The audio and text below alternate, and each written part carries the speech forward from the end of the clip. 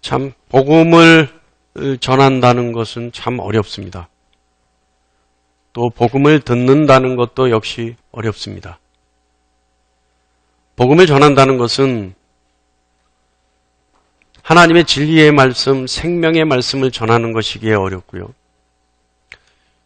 듣는 것이 어렵다는 것은 죄 많은 인생이 하나님의 생명의 말씀을 받아들이는 것이 얼마나 어려운지 알기 때문에 어렵다는 겁니다. 복음의 말씀은 세상 이야기가 아니죠.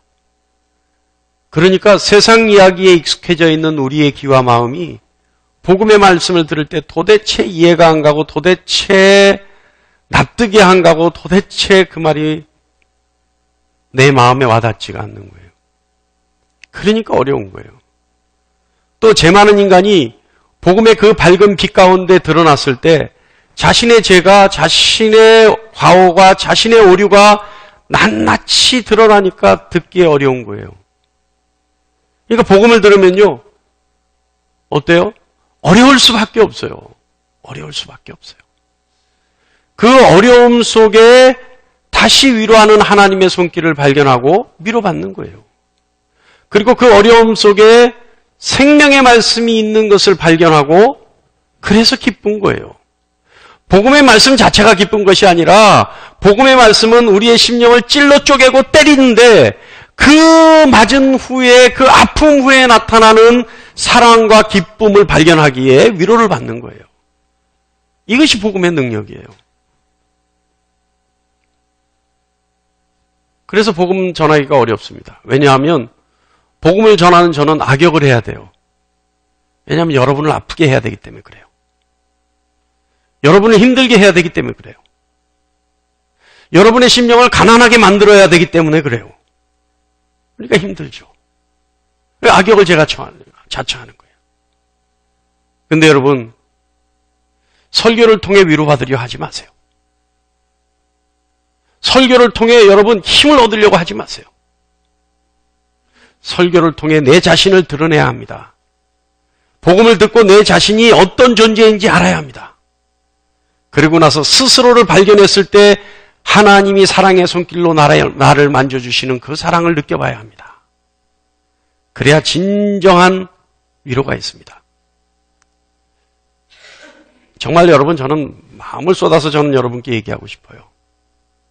마음을 드러내고 여러분께 얘기하고 싶어요. 설교에서, 이 설교 강단에서요, 이 자리에서 세상 얘기를 하는 것, 그건 여러분 설교가 아닙니다. 이 자리에서 여러분에게 듣기 좋은 소리, 우스갯소리, 여러분에게 정말 세상 얘기를 하는 것, 이것은 설교가 아니고 복음이 아닙니다. 이 자리는요, 하나님의 말씀의 선포의 자리예요.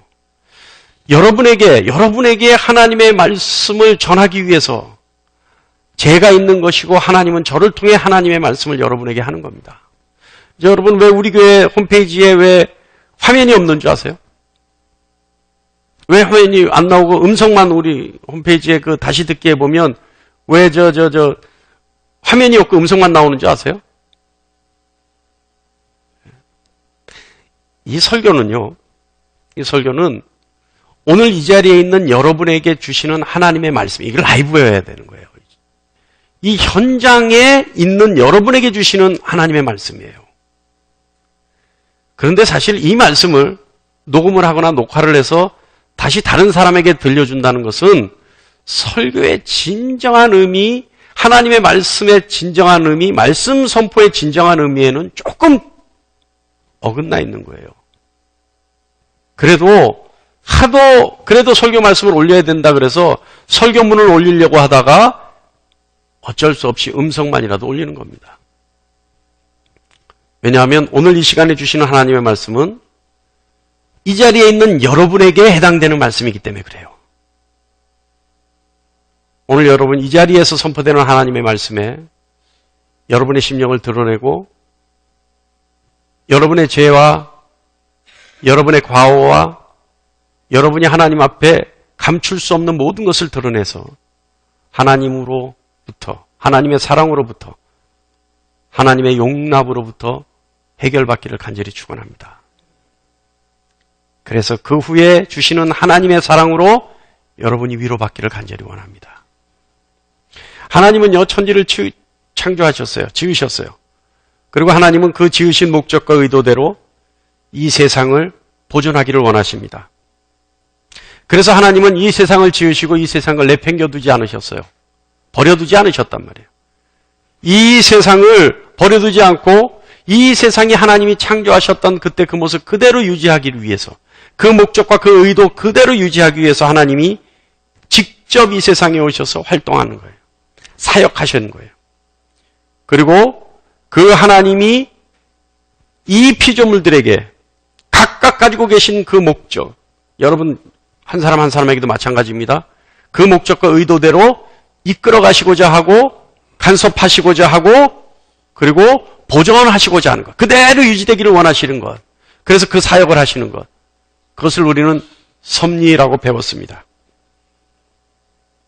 하나님의 섭리는요, 아주 스케일이 큰 우주 전체를 이끌어 가시는 일반적인, 그러니까 자연법칙과 같은 일반적인 섭리도 있는가 하면 여러분 한 사람 한 사람에게 하는 아주 구체적이고 그리고 작은 것 같지만 하나님의 강력한 능력이 나타나는 특별 섭리, 이런 것들이 있습니다. 자, 이제 선을 한번 생각해 보죠. 선. 우리가 생각하는 선은요, 도덕적 윤리적 선을 생각합니다. 그러나 디모데전서 4장 4절 전반부에 말씀하고 있는 하나님이 지으신 모든 것이 선하매 라고 하는 말씀은 도덕적 윤리적으로 생각하면 안 돼요. 이것은 히브리인들의 사고방식으로 생각해야 돼요. 히브리인들의 사고방식은 뭐냐면 하나님이 선하게 세상을 지으셨다 할 때 이때 선은요, 제 역할을 다 한다, 제 구실을 잘한다 라는 의미의 선입니다. 그러니까 하나님이 이 세상을 선하게 창조하셨다라고 하는 의미는 무슨 의미냐면 하나님이 이 세상을 각각이 제 구실을 잘할 수 있게 잘 만드셨다는 뜻이에요. 그러니까 어느 하나도 제 구실을 못해서 그 역할을 감당하지 못하는 부족한 존재로 지으신 것이 아니라 하나님이 각각이 다 맡은 바 또는 지어진 바 그 의도대로 목적대로 제 구실을 정확하게 잘할 수 있는, 다시 말하면 최상의 모양으로 만들어지고 최상의 기능으로 조건으로 만들어졌다 이 뜻이에요. 그러니까 뭐예요? 최고로 만들어졌다. 최상의 상태로 만들어졌다. 그래서 하나님이 선하게 지으신 이 세상을 보시고 어떤 마음을 가지셨어요? 좋았더라. 그래서 심히 좋았더라. 이런 마음을 가지셨던 겁니다. 그렇다면 여러분, 악은 뭘까요? 선이라고 하는 것은 가장 정확하게 제 구실을 다하는 것, 이것이 선이라면 악은 뭐예요? 두말할 필요도 없죠. 굳이 말할 필요도 없어요. 제 역할을, 제 구실을 못하는 것, 이것이 악이에요. 네. 자, 그렇다면 지금 우리가 배웠던 이 선 그리고 섭리를 합쳐서 한번 생각해 보죠. 하나님은요, 세상을 하나님의 목적과 의도대로 제 역할을 잘할 수 있도록 최상의 상태로 지으셨습니다. 이것이 선하게 지으신 거죠. 그리고 하나님은 선한 상태를 그대로 유지하고 지속시키기 위해서 세상 모든 곳에 하나님의 능력이 미칠 수 있도록 사역하십니다. 이것이 섭리죠. 그래서 세상이 보존되어 가는 겁니다. 이것이 선하게 지으신 세상에 하나님이 섭리하시는 이유입니다. 그런데 첫사람 아담과 하와가 하나님과 같이 되려고 했던 욕망 때문에 죄를 짓게 되고 맙니다. 그리고 그 죄의 결과 하나님의 사역의 영향, 다시 말하면 보존하고자 하는 하나님의 사역의 영향을 받지 못하게 됩니다. 그 결과 어떻게 돼요? 사망에 이르게 되는 거예요. 부패해버리는 거예요. 그러니까 하나님의 영향력, 하나님의 능력을 지속해서 받으면 부패할 일이 없는데 하나님이 선하게 창조하신 그대로 계속해서 유지될 수 있는데 사람이 죄를 짓고 하나님의 사역의 영향이 미치지 못하니까 어떻게 돼요? 부패해버리는 거예요. 이것이 영향을 미치지 못하게 한 것이 죄고 그 죄로 말미암아 부패해버리고 소멸되어 가는 것, 이것이 사망이에요. 그러니까 하나님의 영향력을 계속 받으면, 하나님의 능력을 영향으로 계속 받으면 계속해서 그 상태를 유지할 수 있는데, 선한 상태를 유지할 수 있는데, 이것이 단절되고 결핍되어지니까, 하나님의 능력을 받지 못하니까 점점 변화되어 가고 점점 소멸되어 가는 것. 그런데 하나님은요, 이 죄의 결과 사망에 이르게 된 인생이 불쌍하셔서, 사망에 이르게 된 이 죄인이 너무나 불쌍해서 다시 한번 하나님의 능력을 공급할 수 있는 관계의 회복에 기회를 주려고 작정하셨습니다. 이 작정이 하나님의 구원 계획입니다. 그리고 그 구원 계획에 의해 하나님과 관계가 회복되는 것, 이것이 구원입니다. 오늘 우리 본문의 요셉만 보더라도요, 요셉과 그의 형들이 좋아하는 장면이죠. 이거는요, 전 인류의 구원 계획에 비하면 아주 작은 계획이지만 야곱이라고 하는 한 일가의 구원 계획의 에피소드를 보여주는 겁니다. 이 기사를 통해서 우리가 하나님의 섭리 또는 하나님의 구원 계획이라고 말할 수 있는 것은, 오늘 이 기사 읽기 전에 요셉은 이미 꿈에서 하나님으로부터 이 장면을 그대로 계시받았다라고 하는 기사가 이 오늘 본문 기사 이전에 이미 있었기 때문에 우리가 이것은 하나님의 계획이다, 야곱 집안의 하나님의 구원 계획이 실현된 것이다, 야곱 집안의 하나님의 섭리가 이루어지고 있는 것이다 라고 우리는 알 수 있는 겁니다. 오늘 본 말씀의 42장 6절 말씀 보면 요셉의 형들이 와서 그 앞에서 땅에 엎드려 절하매, 이런 말씀 있죠. 또 요셉의 9절 보면 요셉이 그들에게 대하여 꾼 꿈을 생각하고 있어요. 또 10절 말씀 보면, 오늘 보면 10절 말씀 보면 형들이 요셉에게 주여, 내 주여, 이렇게 얘기한단 말이에요. 이것이 어디에 있는 장면이에요? 창세기 37장 5절부터 10절 말씀에 요셉이 애굽의 총리가 되기 전에 꿈을 꾸니까 형들이 자신에게 절하고, 그죠? 뭐 이런 것들을 다 얘기해서 결국은 이 꿈 때문에 요셉이 형들에게 미움을 사고, 이 꿈 때문에 팔리고, 그래서 애굽으로 가고, 뭐 우여곡절 끝에 오늘 총리가 돼 있는 거 아닙니까? 이 말씀은 무엇을 말씀하냐 하면 하나님의 계획에 의해 철저하게 준비되고 실행된 것이 결과가 오늘 본문 기사라는 거예요.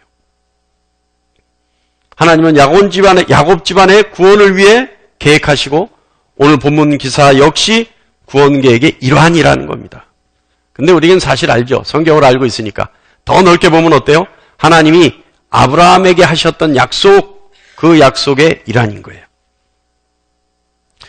사랑하는 성도 여러분, 오늘은요, 이 섭리의 마지막 시간, 네 번째 시간으로 역시 보네포의 나를 따르라는 책을 많이 참고했습니다. 자, 오늘 말씀하기 전에 여러분 잠깐 먼저 한번 질문해 볼게요. 잘 생각 한번 해보세요. 그냥 듣지만 말고 이 시간은 조금 생각해 보셔야 돼요. 뭐냐면 세상 사람들의 신과 우리가 믿는 신과 다른 점은 무엇입니까? 얼른 생각해 보세요. 세상 사람들의 신과 우리가 믿는 신이 다른 점은 무엇일까? 우리는 창조주 하나님을 믿고 절대 주권자 하나님을 믿으니까 다른가? 그런데 여러분, 세상 사람들 중에서도요, 창조주 하나님을 믿는 사람들이 더러는 있습니다. 또 신을 절대자라고 생각하는 사람들의 믿음도 있습니다. 창조주와 절대자를 신이라는 개념으로 가지고 있는 사람들이 있다면 그 개념을 가지고 있는 사람들과 우리의 믿음, 우리가 가지고 있는 신에 대한 믿음 다를 바가 없죠. 또한요, 유대인들이 토라를 믿는다면, 토라를, 그러니까 모세오경이에요. 그 토라를 믿는다면 그 토라에 있는 유일 하나님, 유일신을 믿는 거예요. 그럼 유대인들이 유일신을 믿는다면 우리가 믿는 하나님과 똑같다라고 할 수 있을 정도로 유대교도들이 믿는 하나님, 우리와 같을 수 있어요. 그죠? 다를 바가 없어요. 그렇다면 세상 사람들과 유대교도들이 믿는 신, 그리고 우리가 믿는 하나님, 다른 점은 뭐예요? 조금 전에 언급한 내용처럼 세상 사람들의 신과 유대교도들의 하나님, 그리고 우리가 믿는 하나님, 정확하게 같지는 않지만 그렇다고 전혀 다르다고 할 수도 없습니다. 우리 기독교인들이 믿는 신과 세상 사람들 또는 유대교도들이 믿는 신, 극명하게 다른 점 뭐예요? 단 하나예요. 뭐예요?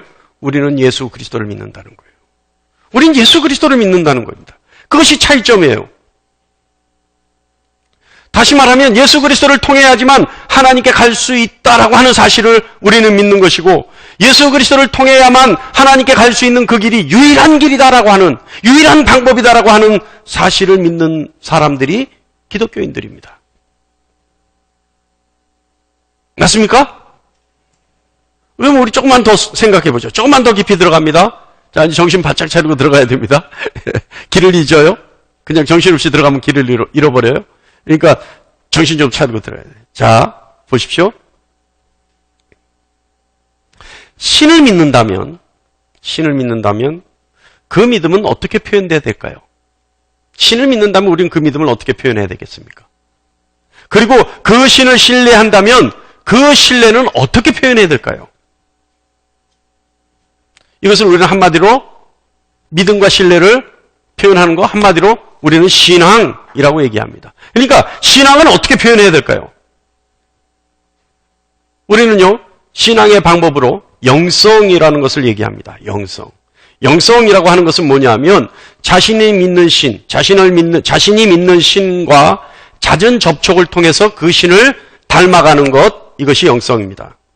자, 그럼 우리의 영성은 무엇을 통해서 개발하고 발전시켜요? 기독교인들은 뭘 해요? 우리는 기도하잖아요. 그래서 우리가 믿는 신과 잦은 접촉을 시도하잖아요. 그리고 또 성경을 보잖아요. 성경을 보니까 어떻게 해요? 우리가 믿는 신과 잦은 접촉을 시도하는 거예요. 그래서 우리가 믿는 신을 닮아가려고 노력하는 거예요. 이게 영성이죠. 그래서 그것을 어떤 훈련을 통해서 닮아가려고 하는 것, 그것이 영성훈련이에요. 영성훈련의 목적이 그겁니다.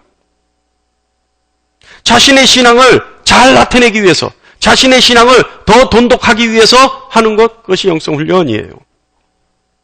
자, 그렇다면 영성훈련을 통해서 신앙이 돈독해지고 두터워졌다면, 그리고 확실해졌다면 신에 대한 믿음과 신뢰를 더 잘 표현할 수 있을까요?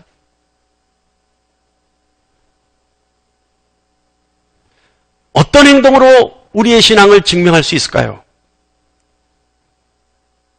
여러분, 신앙은 어떻게 증명합니까? 사실은요, 자신의 신앙을 어떤 행동, 자신의 신앙을 어떤 방법, 우리가 조금 전에 했던 영성 훈련, 이런 것으로 표현하기는 불가능한 일입니다. 왜냐하면 신앙은 상당히 주관적이기 때문에 그래요. 다시 말하면 신앙의 열심은 기준이 없기 때문에 그렇습니다. 신앙의 열심을 가지고 있는 자기 자신도 신앙을 가름할 수 있는 기준이 없기 때문에 자신의 신앙이 좋은지 나쁜지, 자신의 신앙이 어느 정도인지, 그 분량이 어느 정도 큰지 가름할 수가 없어요. 기준이 없으니까 그래요. 그래서 흔히들 교회 안에서 어떻게 해요? 신앙이 좋다 나쁘다를 뭘로 판단하려고 그래요? 얼마나 헌신을 잘하는지, 얼마나 헌금을 잘 내는지, 얼마나 충성도가 좋은지, 이걸로 신앙을 가름하려고 해요. 그런데 여러분, 그것으로 신앙이 가름이 될까요? 그것으로 신앙을 가름하는 것이 맞는 일입니까? 절대 그렇지 않아요. 절대 그렇지 않아요. 저는 헌금으로 신앙을 가름하려고 하는 분들은 참 안타까워요. 그렇다고 헌금이 잘못됐다는 얘기는 아닙니다. 그런데요, 헌금을 통해서 신앙을 가름하려고 하는 방법은 굉장히 원시적이고 굉장히 세속적이에요. 아니, 생각을 해보세요. 10의 1조를 내고 10의 2조를 내고 10의 3조를 하고 나머지도 충분히 쓸 만큼 남는 사람은 은혜 받으면 10의 3조도 하고 10의 4조도 할 수 있어요. 그런데 11조 내면 자녀 등록금이 모자라고 11조 내면 당장 먹고 살기가 힘든 그 정도로 빠듯하게 사는 사람이라면 어떻게 11조를 낼 수 있어요, 여러분? 그렇지 않습니까? 아니, 그 하나님이 그것조차도 뺏어서 하나님 배부르려고 하는 우리 하나님이신가요? 아니, 11조 내면 반드시 하나님이 30, 60, 100배 줍니까? 11조 내면, 여러분, 12조 내면 하나님이 그럼 60, 120배, 240배 주십니까? 저는 그렇게 보지 않아요. 그건 착취죠, 착취. 우리 기독교가 믿는 하나님이 그런 착취하는 하나님이셔요? 아니에요. 아니에요. 그것을 너무 강조하다 보니까 성도들이 11조 내면 30, 60, 100배 받는 줄 알아요. 그거는 거래예요. 하나님이 요만큼 드릴 테니까 반드시 이거 주세요라는 거예요. 거래예요. 있을 수가 없어요. 있을 수가 없고 있어도 안 되는 일이에요.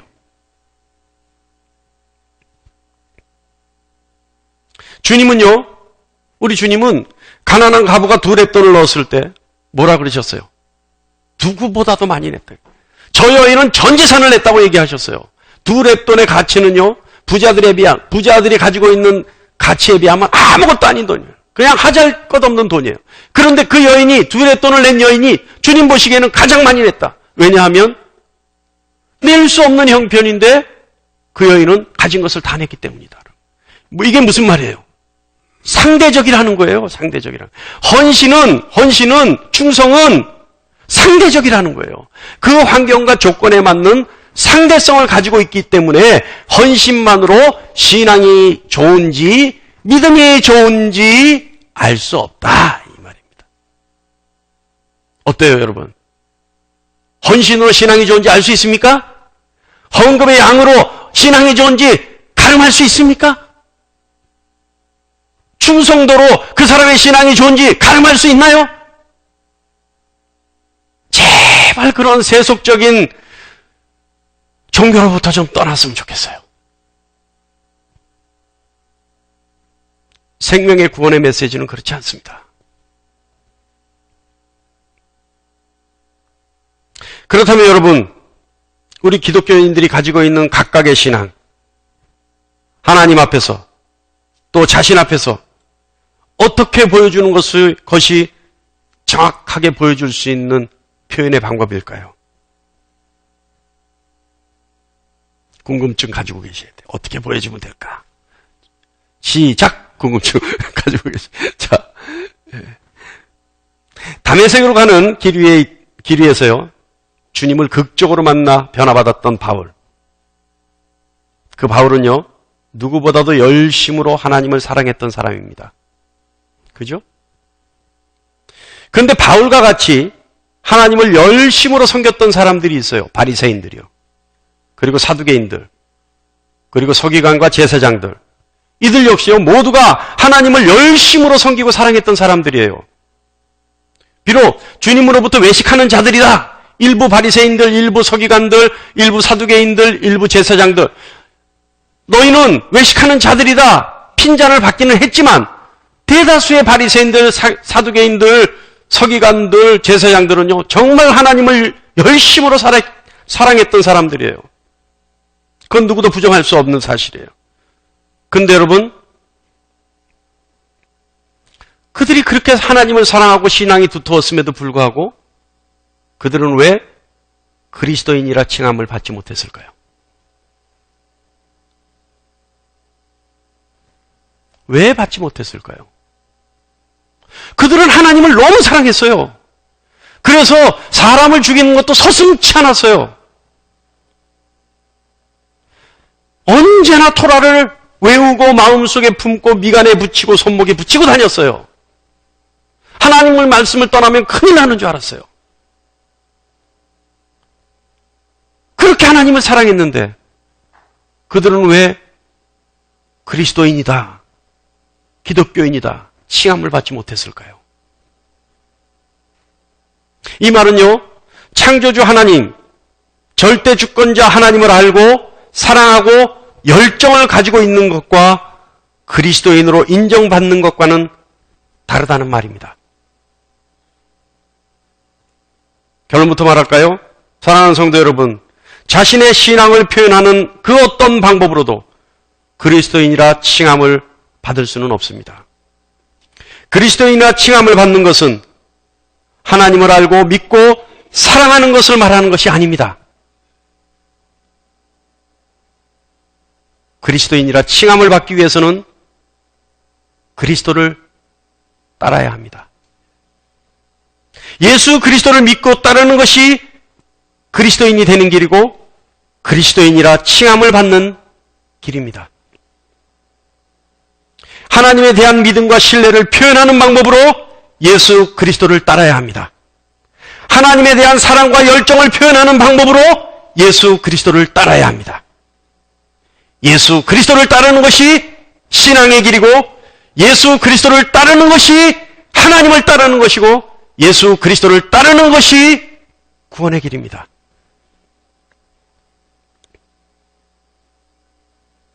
예수 그리스도를 따르는 것이 그리스도인의 길입니다.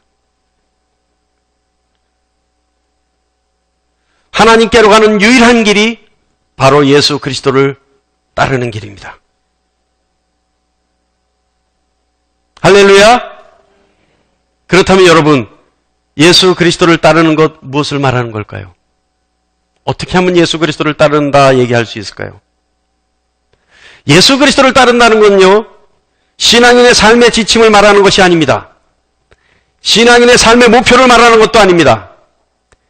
신앙인이라면 헌신과 충성을 해야 된다라고 하는 신율법주의적인 요구사항을 말하는 것도 아닙니다. 예수 그리스도를 따라야만 하늘의 복을 받을 수 있다라고 하는 것은 더더욱 아닙니다. 예수 그리스도를 따르는 것은 예수 그리스도께서 우리를 부르셨기 때문에 일어나는 것이고 같이 가자고 하시기 때문에 따르는 겁니다. 베드로를 비롯한 제자들이요, 예수 그리스도께서 나를 따르라 하셨을 때 그들은 그물을 버려두고 따랐어요. 예수 그리스도께서 나를 따르라 하셨을 때 그들은 삶을 뒤로하고 예수 그리스도를 따르는 삶을 살았어요. 그것이 예수 그리스도를 따르는 것이고 기독교인들입니다. 근데요, 여러분, 반면에 부자 청년이 있었어요. 그 청년은요, 그때 예수님 앞에 했던 얘기에 의하면 저는 율법을 다 지켰습니다. 저는 누구 못지않게 경건 생활을 최선을 다했습니다. 그러면 주님, 어떻게 영생을 받을 수 있습니까? 어떻게 그리스도인이 될 수 있습니까? 물어봤어요. 그랬더니 예수님이 대답하신 것이 기가 막혀요. 이 부자 청년에게 뭐라 그랬냐면 네가 가지고 있는 것을 다 팔아서 가난한 자들에게 나눠주고 그리고 나를 따르라 그랬어요. 그랬더니 이 청년이 고민하기 시작했습니다. 그리고 어떻게 했어요? 예수 그리스도를 따르는 것을 포기해버렸어요. 무엇을 말하는 걸까요? 부자는 그리스도인이 될 수 없다는 것을 말하는 겁니까? 재산이 많기 때문에 재산 많은 사람은 절대 그리스도인이 될 수 없다는 걸 말하나요? 그 뜻이 아니에요. 가지고 있는 것이 너무 많기 때문에 예수 그리스도를 따르는 것이 부담스럽게 돼버린다는 거예요. 예수 그리스도를 따르는 것보다 먼저 우선하는 것이 생겨 있다는 겁니다. 예수 그리스도를 따르기 위해서는 포기하는 것이 있어야 되는데 포기하기에는 너무 아까운 것이 있다는 거예요. 그것이 있으면 예수 그리스도를 따르지 못한다는 거예요. 그러니까 예수님이 가지고 있는 걸 다 팔아서 가난한 사람에게 나눠주고 나를 따르라 하신 말씀은 나를 따르는데 방해될 만한 것들은 없애고 나를 따르라는 겁니다. 나보다 더 가치 있다고 생각되는 것을 치우고 나서 나를 따르라는 겁니다. 그것이 예수를 따른다는 거예요. 물질만능주의, 유물론적 사고에 젖어 있는 우리, 그럼 꼭 이렇게 질문합니다. 따르면 뭐가 달라지나요? 우리 삶을 사는데 따르면 뭐가 달라질 게 있겠습니까? 다시 말하면 내 삶의 유익이 뭐가 있겠습니까? 꼭 이런 질문해요. 예? 제가요, 뭐가 있을까? 주님을 따르면 어떤 유익이 있을까? 고민해봤어요. 자, 여러분 자녀를 키우면서 이런 놀이 한번 해봤을 것 같아요. 저는 꼭 해봤어요. 왜 그랬는지 모르겠어요. 우리 아이를 책상 위에 같은데 장이 이렇게 낮은 화장대 같은데 올려놔요. 아기 때. 예, 겨우 서서 막 이렇게 할 때. 그리고 뭐라 그래요? 앞에서 뛰어봐. 아빠가 받아줄게. 뛰어봐. 뛰어. 받아줄게. 그럼 애가 뛰나요? 안 뛰어요. 그죠? 그런데 애가 아빠 말을 듣고 제 말을 듣고 뛰면은요, 뛰었다는 건 뭘 얘기하는 거예요? 이 아빠를 신뢰했다는 거예요. 믿었다는 겁니다. 그죠? 믿었기 때문에 뛰는 거예요. 자, 그러면 믿었기 때문에 뛴 아이는 어떤 유익이 있을까요? 그 아이에게 어떤 유익이 있을까요? 곰곰이 생각해 봤어요. 그 아이가 뛰었을 때요, 이 아이가 뛰었다면 자기 스스로가 내가 아빠를 확실히 믿고 있구나라고 하는 자기의 믿음의 확신을 가져요. 그죠? 확신이 생겨요. 그리고 뛴 다음에 자신을 다치지 않게 받아준 아빠에 대한 확고한 믿음이 생기기 시작해요.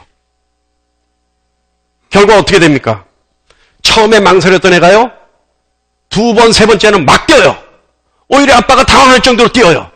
더 높은 곳에 올려놔도요, 뛰어요, 애는. 왜요? 아빠가 잡아줄 줄 확신을 가지고 있기 때문에. 자신의 믿음을 확고하게 다져봤고, 또 자신의 믿음을 시험해봤을 때 아빠가 받아준다라고 하는 신뢰가 확신이 섰기 때문에 뛰어요. 그럼 뛰지 않은 애는 어떻게 될까?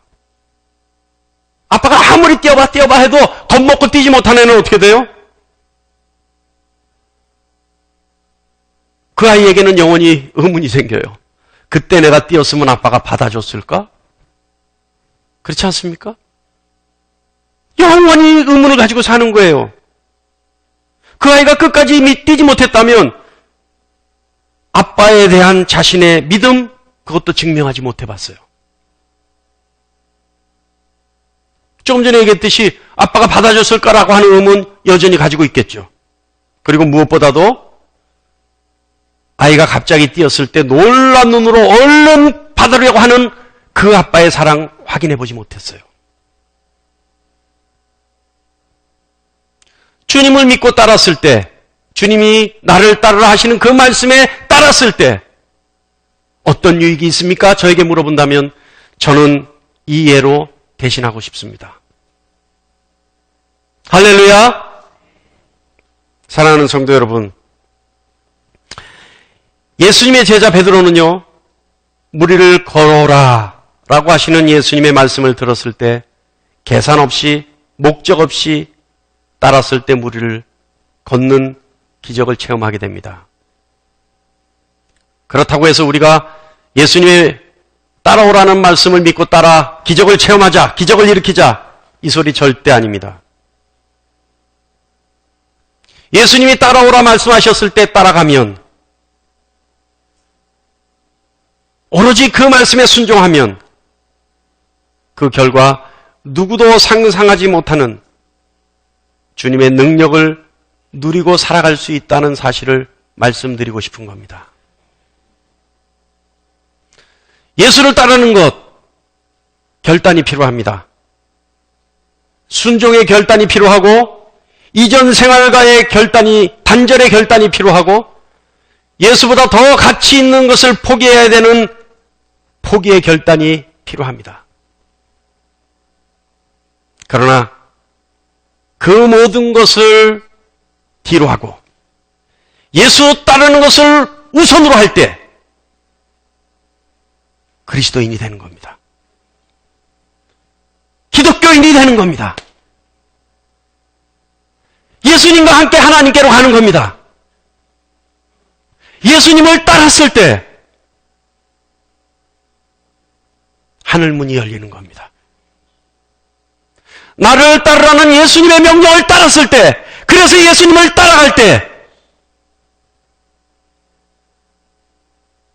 구원받은 자의 삶이 있는 겁니다.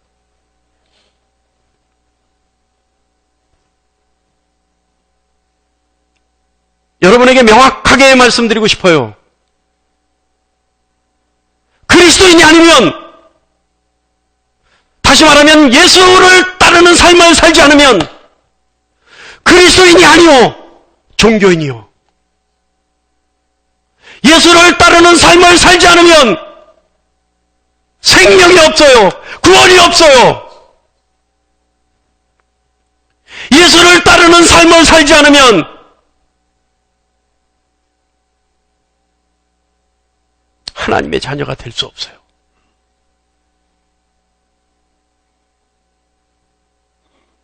예수를 따르는 삶을 사는 여러분 되시기를 축원합니다.